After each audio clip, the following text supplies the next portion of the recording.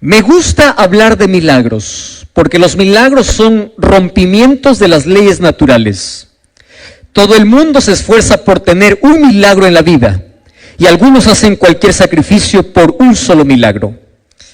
Si tú quieres conocer de cerca los grandes milagros en el ministerio de Jesús, hay un libro de la Biblia que es espectacular para hablar sobre los milagros de Jesús.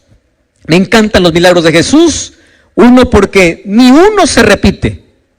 Una vez encontró a un paralítico y lo sanó de un modo, a un ciego lo sanó de otro modo. Cada milagro en la vida es irrepetible. Y el mayor milagro que todos recibimos todos los días y el cual ignoramos es el milagro de la vida.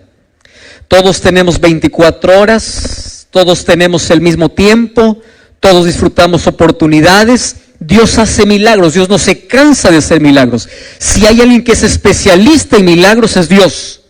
Por eso cuando tú busques un milagro, no vayas al horóscopo, no vayas al astrólogo, no vayas al adivino, no vayas al hechicero, no vayas a una cruz, no vayas a una escultura. Si tú quieres un milagro, anda a Jesús, porque Él es especialista en hacer milagros. Y el libro de Juan me encanta porque narra el ministerio de Jesús en 7 grandes milagros. Es el único evangelio que se separa un poco de la narrativa de los otros, donde hablan sobre las enseñanzas. Juan también lo tiene. Habla de las parábolas, Juan también tiene algunas, pero el ministerio de Cristo es narrado de una forma espectacular y milagrosa en 7 milagros en el libro de Juan. Y de esos 7 milagros, el último milagro de todos está narrado en el capítulo 11. Tanto así que los teólogos especialistas dicen que es conocido como el mayor milagro de Jesús, es decir, el milagro más grande de Jesús. Probablemente tú ya recuerdas algún milagro, curación, recuerdas el milagro de la curación del cojo, del paralítico, del ciego. Jesús hace milagros, pero hay un milagro que es espectacular por el trasfondo de la historia. Tanto así que un capítulo de la Biblia entero está dedicado solamente para hablar de ese milagro. Y para levantarte más curiosidad todavía, este último milagro, a pesar de que fue el más asombroso, el más espectacular, el más grande, dividió a la gente en 2 grupos. Y la historia comienza de una manera muy familiar. Tú sabes que el primer milagro de Jesús, narrado en Juan, lo hizo en un matrimonio, en las bodas de Caná. Y el último milagro asombroso de Jesús ocurrió también con una familia. Para que veas lo interesante que es para Dios la familia. Solo que este último milagro ocurre en una circunstancia no muy confortable. Vamos a la historia. Todos nosotros siempre tenemos un lugar donde nos sentimos confortables, nos sentimos bien. A veces puede ser la casa de un amigo. Hay tanta proximidad, hay tanta confianza, que cada vez que llegas, tú sientes paz, sientes tranquilidad. No sientes que estás en casa de un extraño, sientes que estás en tu propia casa, ¿verdad? El amigo no pregunta qué hay en la refrigeradora, va a averiguarlo, qué cosa hay. El amigo cuando llega no pide a veces ni siquiera permiso, llega el momento que él quiere, porque es amigo. Y cuando tú llegas a la casa de un amigo, siempre hay cariño, hay atención, y uno se siente en casa. En el ministerio de Jesús, yo encuentro de que de todas las familias que Jesús visitaba, de toda la gente que le rodeaba, del pueblo que le seguía, había una familia especial para Jesús.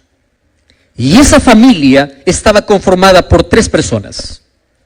El primero de ellos, era Lázaro, el segundo era Marta y el tercero era María. La historia dice que eran 3 hermanos. Tanto así que la Biblia menciona que Jesús amaba a esta familia. No quiere decir que Jesús no amaba a los demás.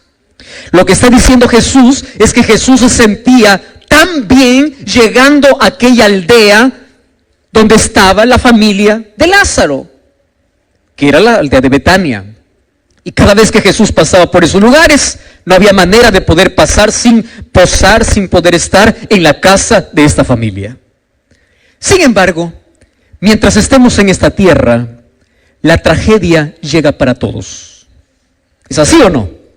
Llega para aquel que es bueno, llega para aquel que es malo, llega para aquel que es seguidor de Jesús, llega para aquel que no es seguidor de Jesús, llega para el culpable, llega para el inocente, llega para el joven, llega para el adulto, llega para todos.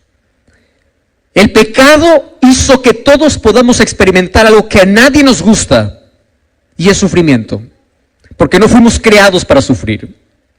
Y un día la enfermedad tocó la puerta de Lázaro, y quien salió a abrir la puerta fue el mismo Lázaro. Él enfermó. Ahora, yo me quedo pensando en la historia. Si yo soy amigo de Jesús, ¿yo debería preocuparme por mi enfermedad, sí o no? ¿Qué dicen ustedes? ¿Habría que preocuparse sí o no? Esa es la respuesta, ¿verdad? Si Jesús hace tanto milagro, si Jesús tiene tanto poder para hacer tanta maravilla, si yo soy amigo de Jesús y yo estoy enfermo, la reacción natural es, no me preocupo. Porque yo tengo la solución, yo tengo a dónde ir, yo tengo a dónde correr, yo sé quién puede hacer ese milagro. Esa es la reacción normal. Sin embargo, la historia dice diferente. La historia dice que Lázaro cayó enfermo, Marta y María. Yo no sé si acabaron todos los recursos, pero una de las cosas que todos los seres humanos tenemos en común es lo siguiente: buscamos a Jesús cuando todos los recursos humanos se han terminado. Y eso es una de las cosas extrañas que nos une a todos los seres humanos. Tienes a Dios, sabes que Él es poderoso, pero cuando te viene la tragedia, cuando te viene el mal, primero solucionas con tus manos. Y cuando ya no resulta con tus manos, ahora sí te acuerdas que tienes Dios. En la mayoría por lo menos ocurre eso. No fue diferente para esta familia.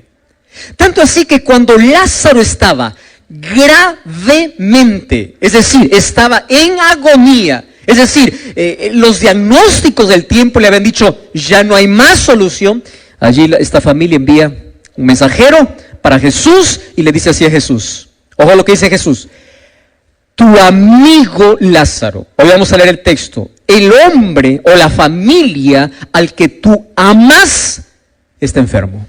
Vamos a leer el texto. Vamos a Juan capítulo 11. Miren lo que dice, versículo 3. Juan 11:3. Dice así: mandaron las hermanas de Lázaro a decir a Jesús: Señor, está enfermo aquel a quien tú amas. Y yo quiero que guarden esta expresión en su cabeza. ¿Quién enfermó? A quien Jesús amaba. Vamos al versículo 4. Al recibir la noticia, dice Jesús, esta enfermedad no es para muerte. ¡Wow! Y dice así: es para la gloria de Dios. Guarden esa segunda expresión. La primera es el hombre a quien tú amas. Segunda expresión, gloria de Dios. Y el versículo 5 dice: Jesús amaba a Marta, a su hermana y Lázaro. No cierren todavía el capítulo. Vamos unos textos más abajo. Versículo 14. Entonces Jesús les dice a los discípulos, después de 2 días, Lázaro ha muerto. Versículo 15 dice así: y yo por esta causa me alegro. ¿Ustedes leyeron ese texto? Otra vez voy a repetir para que pueda crearnos más incógnita aún. Dice así: Lázaro ha muerto. Y Jesús dice, y por esa causa, por vuestra causa, me alegro de que yo no hubiese estado allá, para que ustedes puedan creer. Yo les dije que este sería el mayor milagro por algunos detalles. Primer enigma. ¿Por qué Dios permite el sufrimiento en los hijos a quienes Él ama? Hace algún tiempo yo recibí una de las cartas o de los mensajes más extraordinarios, bien redactado, en la página que yo tengo de Facebook. Y decía así: pastor, yo solamente quiero que me responda una sola pregunta. Una sola. ¿Por qué Dios, si es amor y si es poderoso y si Él ama tanto a sus hijos, por qué Dios no protege por lo menos solamente a sus hijos? Está bien, a aquellos que reniegan contra Dios, aquellos que dan la espalda a Dios, aquellas personas que son malas, aquellas personas que no merecen, está bien que ellos sufran consecuencias del pecado, etc. Ahora, la pregunta es, dígame, ¿por qué Dios, siendo bueno, por qué por lo menos no dice, tú eres mi hijo, ven para acá? Bueno, tú puedes sufrir un poquito, espera, pero tú no vas a sufrir, ven para acá. ¿Por qué no los protege? Y ustedes saben que una de las mayores preguntas que se ha hecho la humanidad en toda la historia tiene que ver con el sufrimiento. A tal punto que el 70% de personas que dicen que no creen en Dios, ellos un día creyeron. Pero ¿por qué dejaron de creer en Dios? Porque no encontraron respuestas a la incógnita más grande que el ser humano tiene. ¿Por qué, si Dios me ama, permite que sufra? Tú puedes conversar con alguien que dice, yo odio a Dios, Dios no existe, Dios para mí no existe. Una de las cosas que me impresiona es lo siguiente: todos venimos a este mundo trayendo la huella de Dios en nuestra conciencia. Nunca te olvides eso. Y eso significa que todos los seres humanos venimos siendo creyentes. Todos. El ateísmo, el agnosticismo y todas las creencias que tienen que ver con ir en contra de Dios son cosas que el ser humano aprende en la vida son la respuesta que el ser humano encuentra en la vida ante las mayores preguntas que tiene. Entonces, ¿qué cosa piensa el ser humano? ¿Dónde está Dios? ¿Qué hizo Dios cuando mi padre murió? ¿Dónde está Dios cuando mi hija murió en un accidente? Y es por eso que ya desde la filosofía, desde muchos años incluso antes de Cristo, hubo un hombre llamado Epicurio, que él colocó una filosofía donde desafiaba la existencia de Dios. ¿Y saben qué cosa decía? Él decía así: Dios no puede ser amor y poder al mismo tiempo. Porque si Dios es amor, ¿por qué permite el sufrimiento? Quiere decir que no tiene poder. O si Dios es poderoso como para poder impedir toda la desgracia, es que no tiene amor. Puede ser que solamente tenga poder, pero no tenga amor. O puede ser que solamente tenga amor y no tiene poder. Porque la mayor pregunta que el ser humano se hace en la vida es: ¿dónde está Dios cuando lo malo sucede? Y una de las cosas que tú debes comprender hoy es lo siguiente: el silencio de Dios en el dolor no significa ausencia de Dios. Mas, ¿cómo podemos entender el silencio? Y una de las cosas que me impresiona del texto es que Jesús demora a propósito. A propósito, recibe la noticia y le dice así: bueno, vamos a esperar todavía un poquito más, ¿no? Recibe la noticia de que Lázaro está enfermo y él se queda un poco más solo que allí comienza a dar una explicación sobre el porqué del sufrimiento.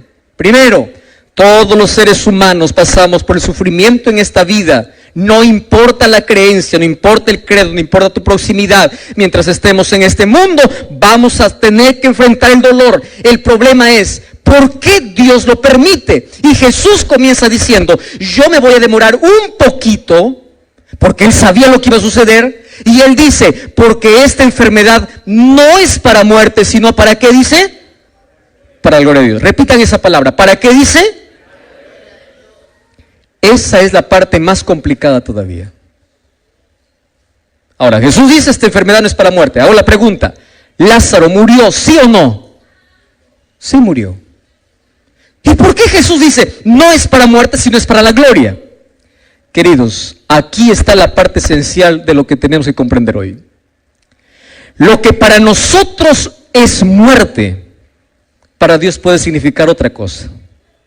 Lo que para nosotros es tragedia, Dios lo puede transformar en bendición.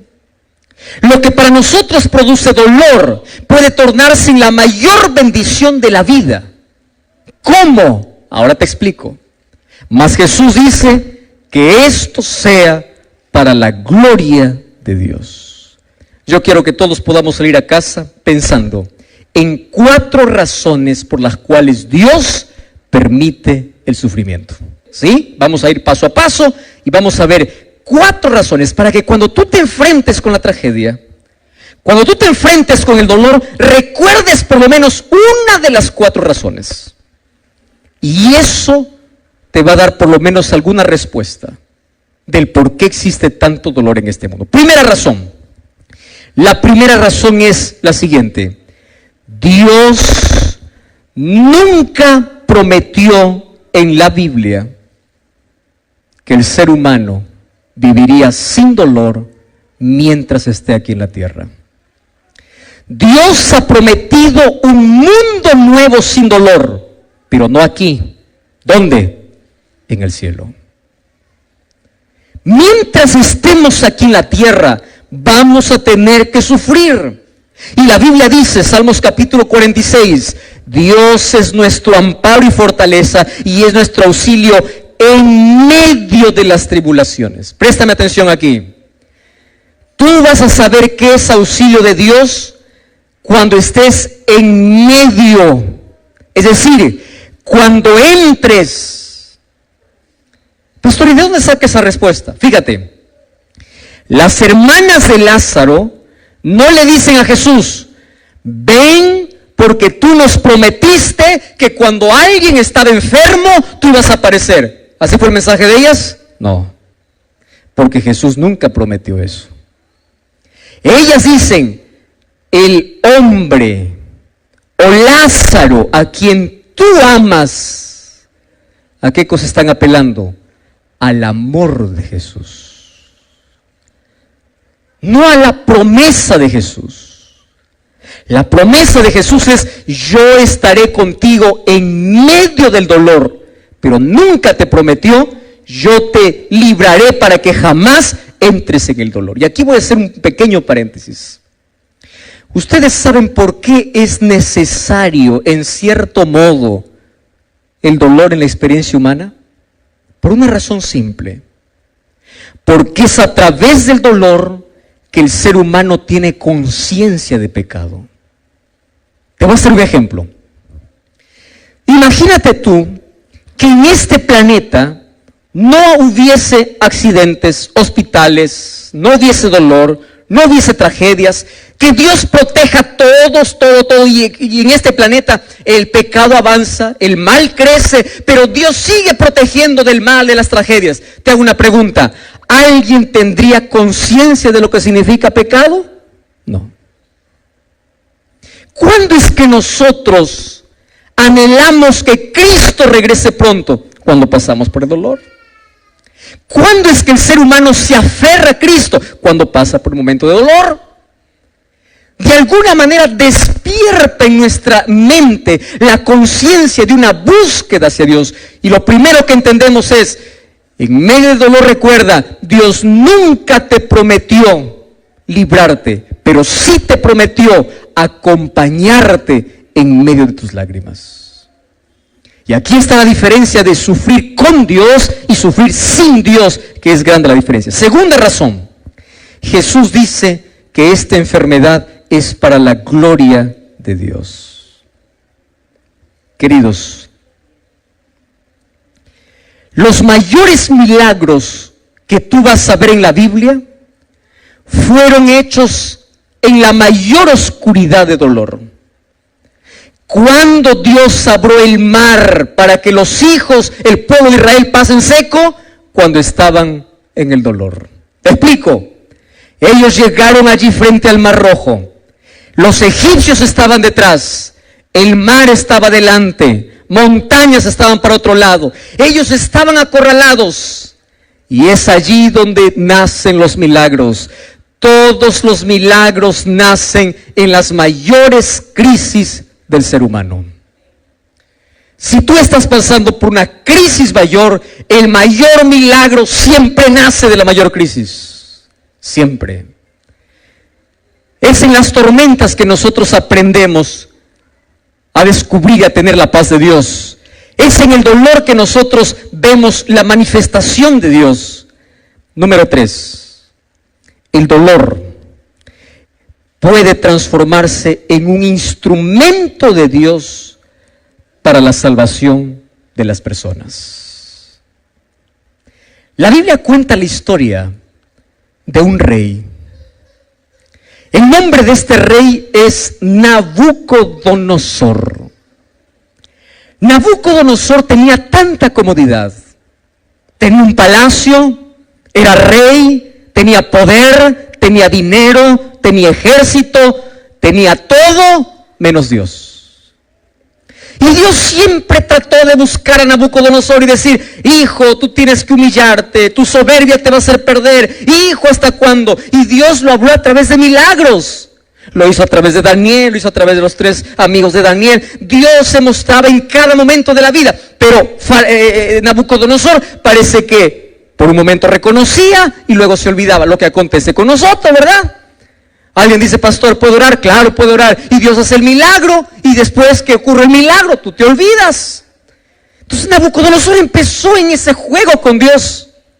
Hasta que un día, una enfermedad llamada licantropía clínica, lo que hoy los médicos lo llaman, lo llevó a una degeneración o a una enfermedad mental que le obligó a dejar el palacio e irse a vivir con las bestias del campo. Ahora préstame atención aquí. Mientras estaba en el palacio, no reconoce a Dios. Mientras estaba en la pradera, levantó los ojos y reconoció a Dios. Aquello que el ser humano no aprende en la prosperidad, ¿sabes dónde lo aprende? En la adversidad. Lo que el ser humano no aprende en la prosperidad, lo aprende en la adversidad. Hace algún tiempo visité a una de los hermanas de iglesia en un hospital. Cuando yo me acerqué, ella estaba en cáncer terminal, fase 3. Cuando yo llegué para poder hablar con ella, una de las cosas que hacemos los pastores es siempre repetir promesas. Una de las cosas que hacemos es orar, pedir un milagro de Dios. Mas cuando yo me acerqué a ella, me dice: pastor, qué bueno que me has visitado. Y antes de que usted pueda orar, pueda abrir la Biblia, pueda hacer lo que... Y ella me dijo una de las verdades que todos los seres humanos nos cuesta entender en la vida. Ella me dice así: mire, pastor, cuando yo no tenía cáncer, yo jugaba con Dios. Iba a la iglesia, no tenía comunión. Era una cristiana de un día a la semana. Tenía una doble vida. Cuando yo no tenía cáncer, tenía conciencia de Dios. Pero si yo hubiese muerto sin el cáncer, yo estuviera perdida. Y después me dice: y gracias a Dios por el cáncer, porque cuando el cáncer tocó mi vida, usted no sabe con qué intensidad yo busco a Dios. Usted no sabe cómo me aferro a Dios. Cuando yo no tenía cáncer, Todos los días abría los ojos y yo pensaba que la vida era un derecho que tenía que recibir de Dios porque Dios estaba obligado a darme la vida. Pero ahora que tengo cáncer y sé que voy a morir, cada día que despierto, digo, gracias Señor, porque un día más es un milagro. Y sabe una cosa, pastor, yo agradezco a Dios por el cáncer, porque si hoy muero con este cáncer, yo estoy preparada, porque sé que cuando Jesús venga voy a resucitar. ¿Cómo es que una tragedia de la vida puede convertirse en la mayor bendición para el ser humano? Escúchame lo que voy a decirte ahora. Porque a veces el sufrimiento es el micrófono de Dios para decirte, yo te amo. Aquello que nosotros no escuchamos cuando Jesús susurra. Aquello que nosotros no escuchamos cuando Jesús nos habla. El micrófono y el parlante que Dios usa para decirte, te estoy perdiendo y no te quiero perdido, yo te quiero aquí, es el sufrimiento. Miles de personas en este mundo levantaron los ojos al cielo en las mayores crisis de la vida. Cuando perdieron todo, cuando creyeron que ya no tenían más nada en la vida y vieron de que era Dios lo único que tenían. Y es allí donde se aferraron del brazo poderoso de Dios. Yo te hago una pregunta. ¿Qué harías tú? Escúchame aquí. Si tú eres padre o eres madre, ¿qué harías tú si tú supieras que mañana tu hijo o tu hija, cuando sale de la casa, nunca más va a regresar porque un carro le va a atropellar? ¿Qué harías tú para evitar su muerte? Dime lo que harías. ¿No te pararías en la puerta en la mañana? ¿No le suplicarías y le dijeras, por favor no salgas? ¿No te cobrarías en medio para decir, yo no te dejo salir? ¿No levantarías la voz para decir, yo soy tu padre, yo soy tu madre, no quiero dejarte salir? ¿Cuál sería el último recurso que tú usarías para evitar la muerte de tu hijo?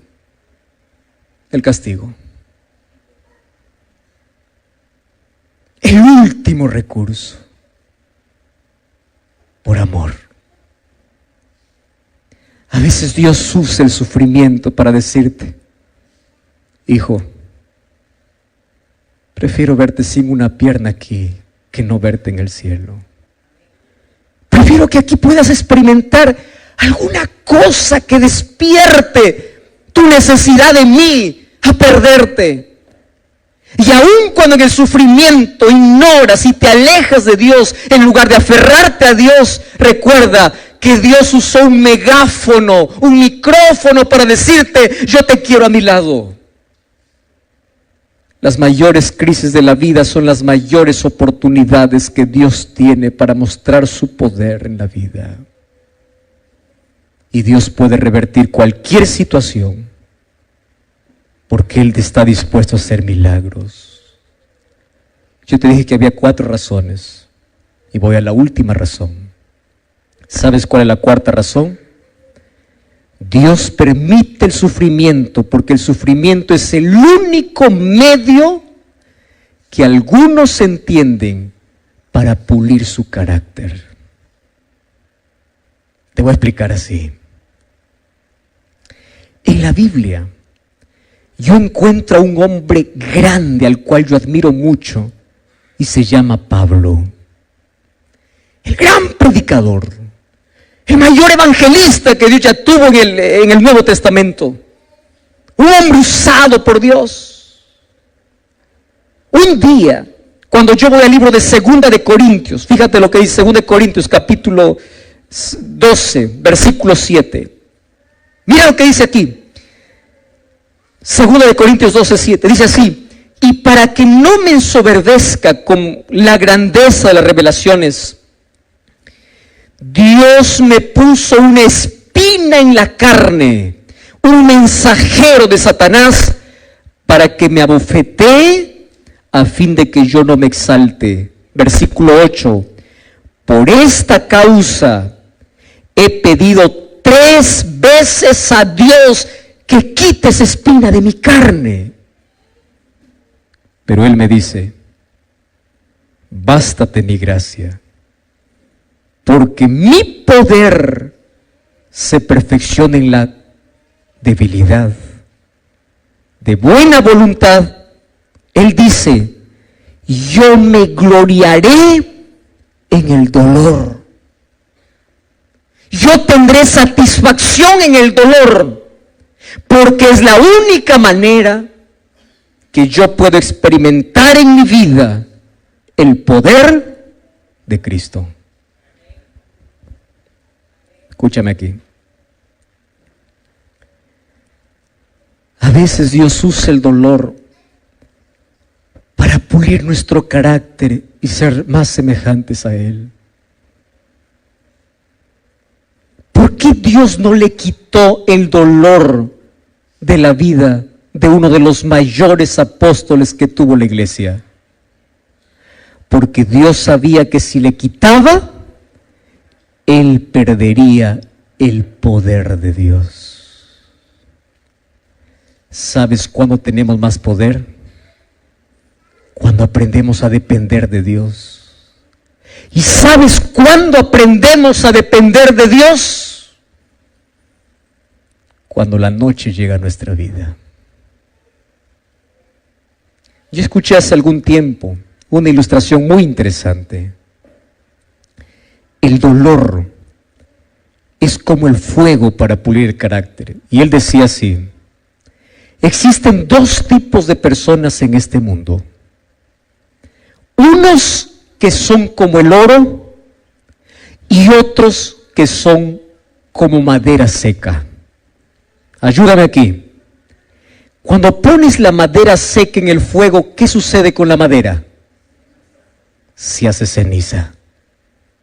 Y cuando tú colocas el oro en el fuego, ¿qué cosa hace? Brilla. Algunos cuando pasan por el fuego, su fe se hace cenizas. Y otros cuando pasan por el fuego de la vida, empiezan a depender más de Dios. Y Pablo entendió de que la debilidad, el dolor, es un instrumento que Dios tiene aquí.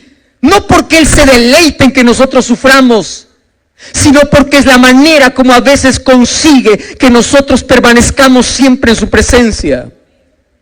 Y es por eso que cuando estaba en la cárcel, cuando las espaldas sangraban, ¿sabes qué cosa hacía Pablo? Pablo cantaba. Cuando él estaba en una cárcel, escribió una carta a los filipenses y dijo: regocijaos en el Señor. ¿Sabe de dónde lo escribió? Desde la cárcel, porque él aprendió que en medio del dolor el cristiano tiene esperanza. El cristiano tiene paz. Que ni una lágrima puede caer de tus ojos en la mayor tragedia de la vida sin que tengas paz en el corazón. Y el mayor regalo que los seres humanos podemos alcanzar en esta tierra es tener paz, no cuando pasa la tormenta, sino paz en medio de la tormenta. El mayor milagro que Dios hace probablemente no sea quitar el cáncer que tú tienes. El mayor milagro que Dios hace probablemente no sea darte el empleo que tú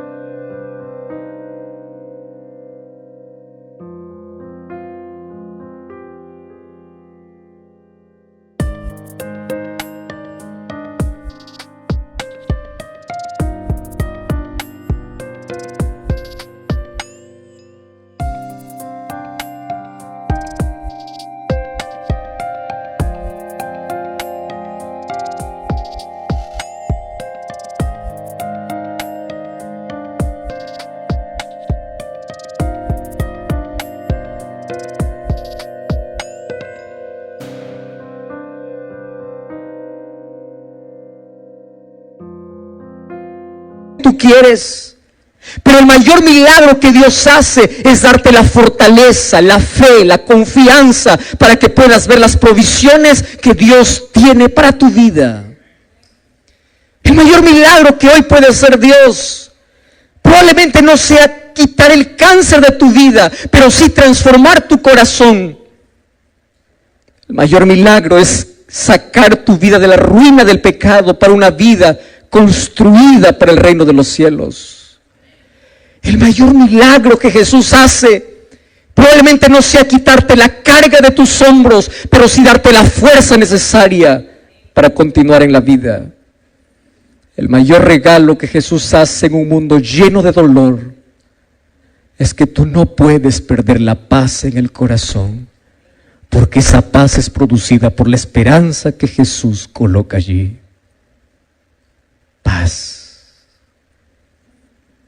¿Cuánto daría la gente por un poco de paz? ¿Cuánta gente tiene el mejor colchón para dormir, pero tiene...